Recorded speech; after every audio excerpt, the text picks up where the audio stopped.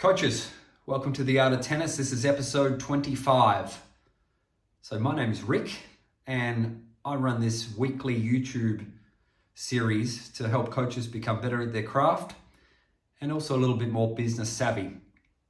So if you haven't subscribed, please do so. And if you're really interested in these type of resources, then please join my school community on the platform School. The link is below. Look, coaching can be physical, okay? It can be physically draining and it can be mentally draining. And so as coaches, we need to have some strategies around how we're going to make this career last and how we're not going to burn out. So we're going to look at that in this episode. Now, what type of burnout can happen? Well, there's two types of burnout in coaching. There's physical burnout and there's mental burnout. Personally, I think I've had both at different times. So let's think about it. Coaching, you're standing up for hours. So on the physical side, you're standing up for potentially 40, 50 hours a week. At the minimum, you're standing up for, say, 25, 30 hours a week if you're, a full-time coach. So it's a fairly long time and it takes a little bit for your body to build up that tolerance to be able to stand up and move and run and et cetera, and talk for that whole week. So it's important. Now, the other burnout injury you can get is, or physical burnout you can get is, sometimes it's just the overuse of hitting, okay? Swinging a certain shot, might be a good idea. Some coaches I know, and I don't do this, but some coaches use a different racket that's lighter, so they don't have a heavy racket to use. They use a really easy, what I call a doctor's racket, with a bigger racket head. That can be easier to deal with as a coach if you're doing lots of hours.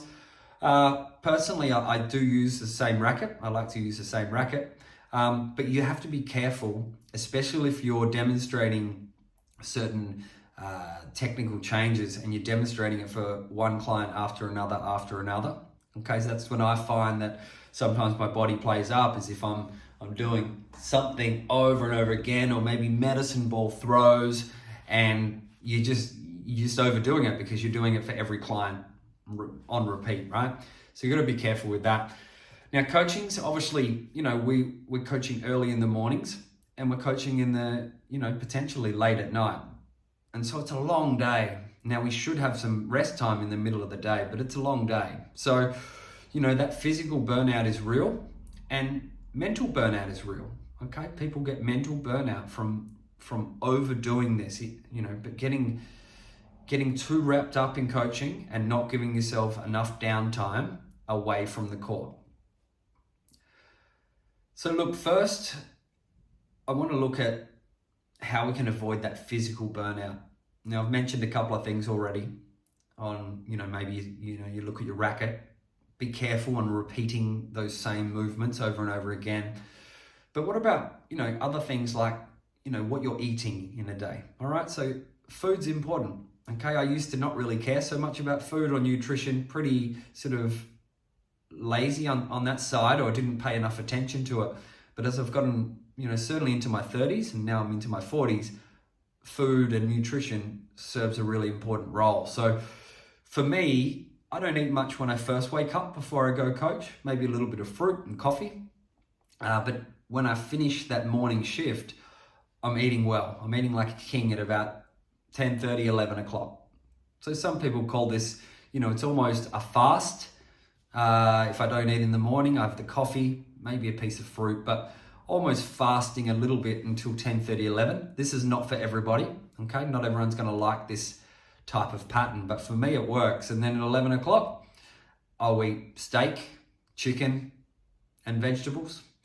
And that really can fuel me to keep going through that afternoon, okay? So it's important to eat well.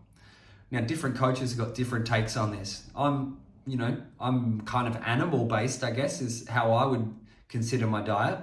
Another one of my coaches who's really healthy, fit coach, and she prefers a plant-based diet, right? So there's no right or wrong here.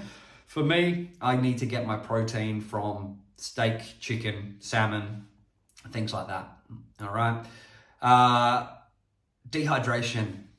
We're all guilty of not drinking enough water. All right. And that'll cause problems. You might get dizzy, your muscles won't like it, and you're going to get tired. So you've got to wake up, you've got to drink water when you wake up. All right. I'm a big fan of waking up. First thing I do is drink a ton of water. I do normally have a little bit of supplements there with some creatine and magnesium sometimes in the morning that I'll have with the water.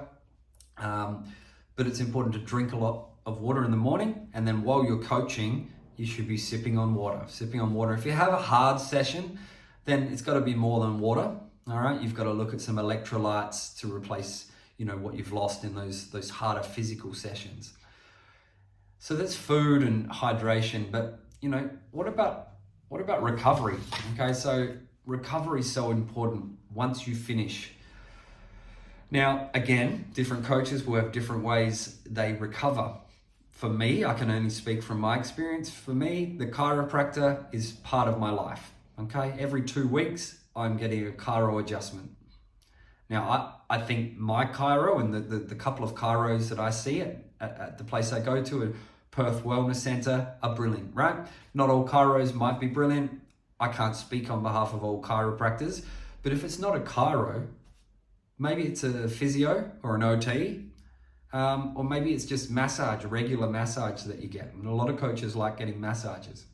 For me, it's chiro, keeps my body going, and it's things like sauna, all right? I like sauna and float tanks. I have a bath most days at home.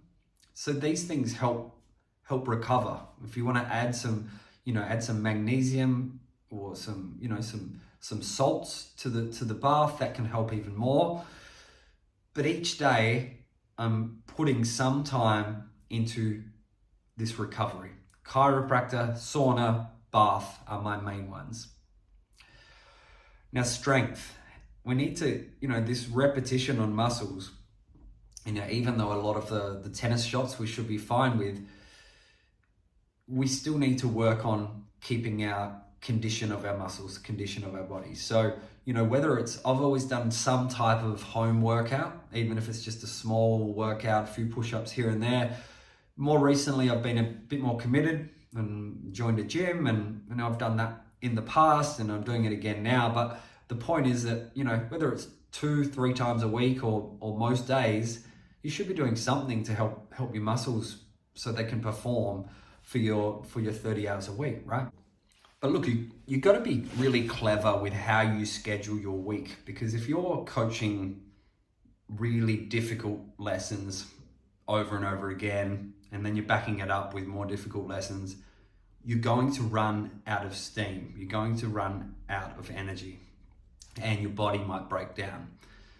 So be clever about how you schedule. So as coaches, we've got the opportunity to have a split shift where we're coaching in the morning, a few hours, and then we've got a gap in the middle of the day, and then we coach again in the after school and evening.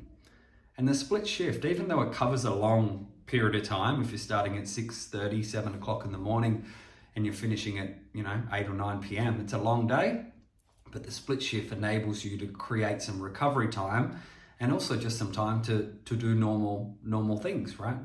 Do some errands and whatever it might be. Watch some Netflix, learn something, relax. But that should be done in the middle of the day. So we've got to be a bit clever on how we use the split shift. So for example, when I get home from coaching, say I coach till, a lot of times I'll coach till 10 o'clock, and I'll normally just sit and do nothing for about an hour. Okay, I'll sit and do nothing. Now maybe I'm scrolling on my phone, maybe I'm watching TV, maybe I'm lying outside, lying in bed, whatever it is, I'm doing not much, okay? And the reason I'm doing not much, because I don't want to have to mentally respond to anything, and I don't want to do anything physical because I'm a little bit tired. So once I've had that 45 minutes to an hour of doing not much after the morning shift, that's when I'll either cook up food, steak, chicken, salmon, and some vegetables perhaps, or I'll buy something. I'll go and buy some food to have around that 11 o'clock, 11:30, which for me is what I would call a brunch. Okay, so then again, I'm not doing too much except for eating, and normally I'll have a coffee or something afterwards. So once I've done that, then, we've got time then to look at, I'm running a business. So I've 8 coaches, 9 coaches, have an office manager, a bookkeeper.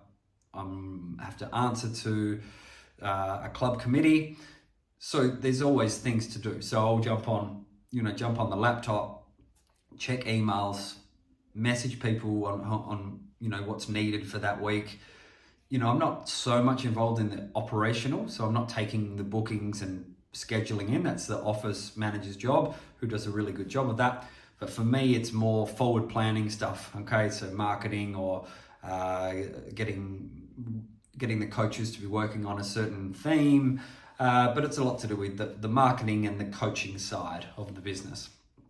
So we'll do that for a couple of hours each day in the split shift.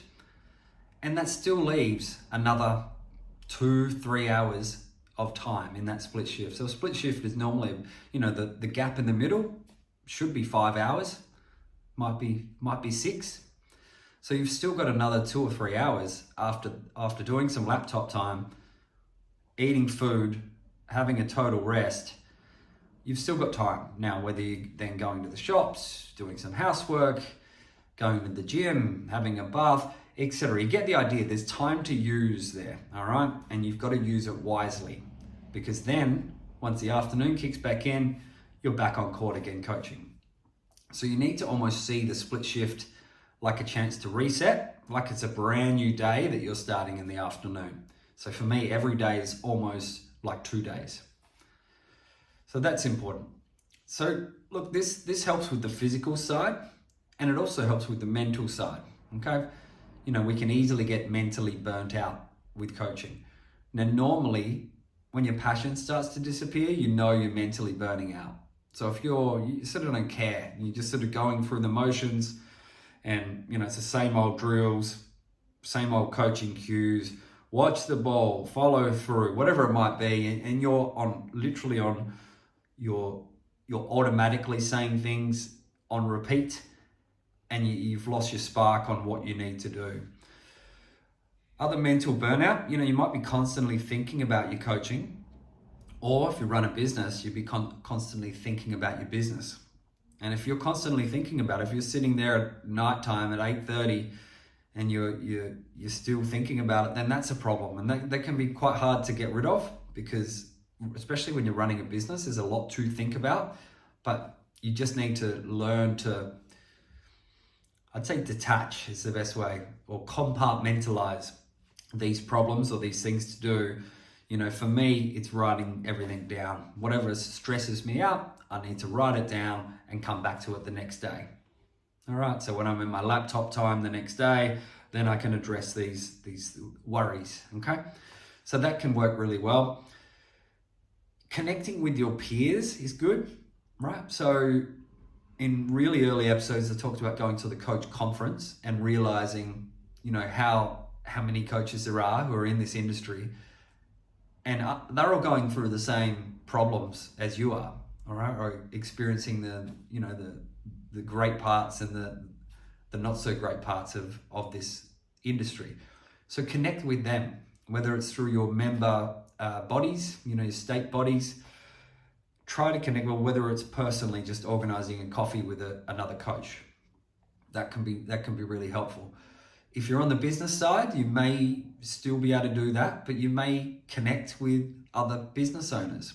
One of the best things I did was, in my 20s, was join a small business mentor group where I was the youngest, and all these experienced business owners were talking about working on their business and trying to develop their business, had some accountability on doing something before the next time you met. And that was great, okay? And that can help you understand, because small business can be quite lonely and coaching can be lonely in a way.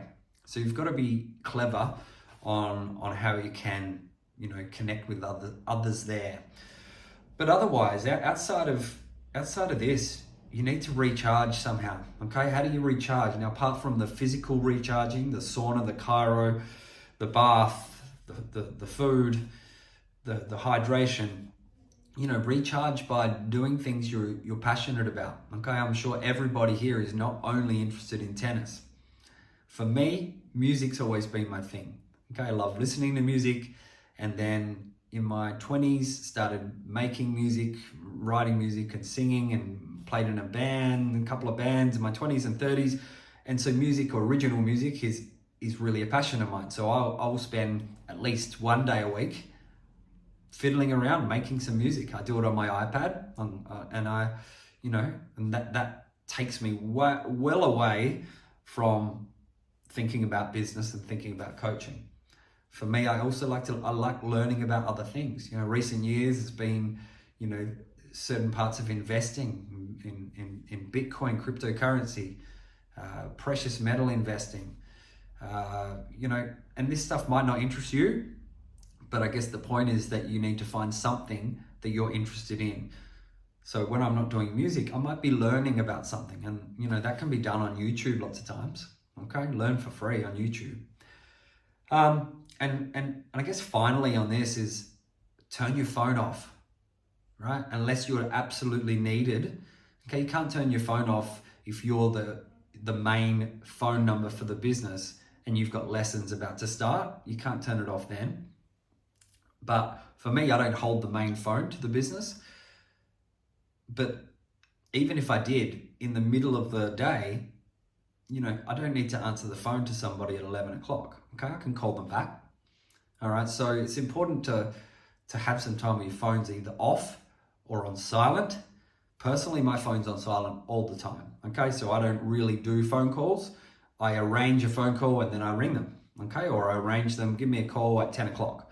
And that's not being arrogant, that's just knowing how I manage my time better, is by arranging phone calls and not being at mercy of random calls all the time. Okay, too difficult for me to stay focused on what I'm doing, and I'm just going to get distracted and never actually get either the rest and recovery done, or if I'm working on something else, sometimes the phone interrupts that as well. So be clever with your phone usage. Okay, finally, have some rest during the day and make sure you sleep well at night. Okay, you must sleep well. It's my number one key to everything is sleep. For me, 8 hours a night. Okay, now you might have your brain going a little bit, so get to bed earlier, let it wind down, and then get your sleep. If you don't sleep 6 hours a night, you will struggle. Okay, and if you keep repeating that and you got 5 hours, 6 hours, 4 hours, 6.5 hours, then eventually you're gonna, I believe that's when you can get sick, and you're definitely gonna not handle things as well. All right, you're gonna get more stressed and you're gonna burn out quicker. So I reckon that's it for today. All right, some different feedback on how to avoid burnout and how to, have that longevity in your coaching career. So thank you for listening, and we'll see you next time. Cheers.